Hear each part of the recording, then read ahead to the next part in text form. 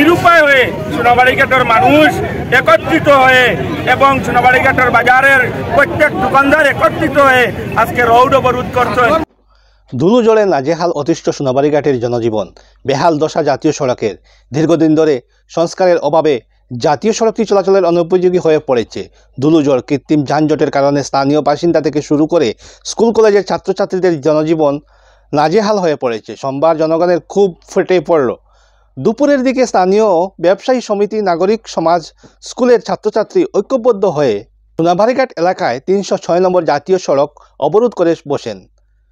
অবরোধকারীদের দাবি অতিসত্বর সড়ক সংস্কার করতে হবে এবং যানজট নিরসনে অতিসত্বর কার্যকর পদক্ষেপ করতে হবে। আন্দোলনকারীদের অভিযোগ, জাতীয় সড়কটি দীর্ঘদিন ধরে অবহেলার শিকার।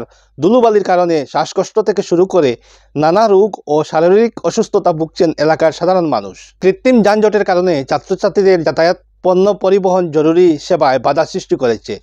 এ নিয়ে সংবাদ মাধ্যমের সাথে কথা বলতে গিয়ে সমাজকর্মী শামসুল ইসলাম বড়বইয়া ক্ষোভের সুরে বলেন, সড়কটি দীর্ঘদিন ধরে সংস্কার না করার কারণে ভুগছেন সাধারণ মানুষ। বর্ষার সময় কাদা এবং শুকনো মৌসুমে ধুলোঝড়ে রাস্তাঘাটে চলাচল একেবারে অনুপযোগী হয়ে পড়েছে। স্থানীয় ব্যবসায়ীরা এই ক্ষতির সম্মুখীন হয়ে পড়েছেন। এই সমস্যা দীর্ঘদিন ধরে চললেও প্রশাসনের পক্ষ থেকে সমাধানের কোনো পদক্ষেপ নেওয়া হয়নি।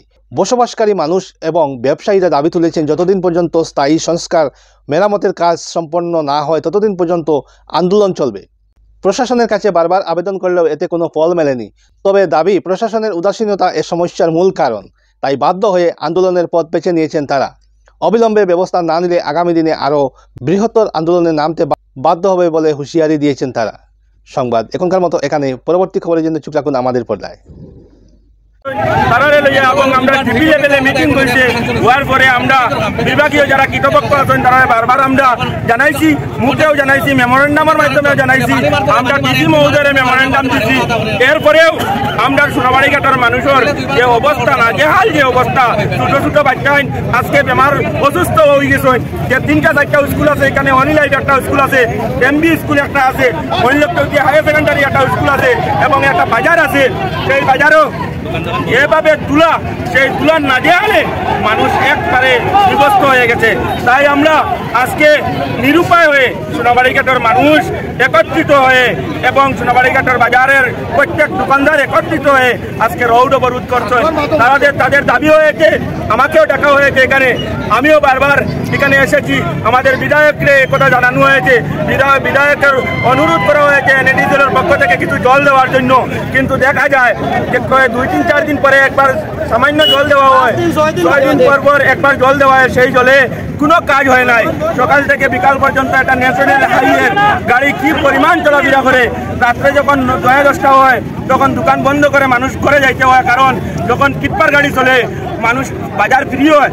ফুল স্পিডে যখন গাড়ি যায় তখন পুরা দোকানের ভিতরে গিয়া কাপড় চোপড় যেটা আছে পুরা নষ্ট হয়। তাই আজকে বাজারে যারা মানুষ আসেন তাদের ব্যবসা নষ্ট হয়েছে, মানুষ বাজারও আসতে পারছে না, কোনো বাইরের মানুষ বাজারও আসে না এখানে এই ধুলে নাজেহালের কারণে। তাই আজকে আমরা সোনাবাড়িঘাটের প্রত্যেক ব্যবসায়ী মিলে এই রোড অবরোধ করেছেন। আমাদের একটাই দাবি হয়েছে, জেলা প্রশাসন, বিভাগের কর্তৃপক্ষ যারা আছেন, ডিসি মহোদয়, সার্কেল অফিসার, এনএনডিসিএল এর কর্মকর্তা সবাই এখানে উপস্থিত হয়ে কাজ কবে আরম্ভ হবে সেটা যদি বলে দেন তাহলে আজকে রোড অবরোধ হবে, না হলে অনির্দিষ্টকালের ভাবে আজকে অবরোধ থাকবে।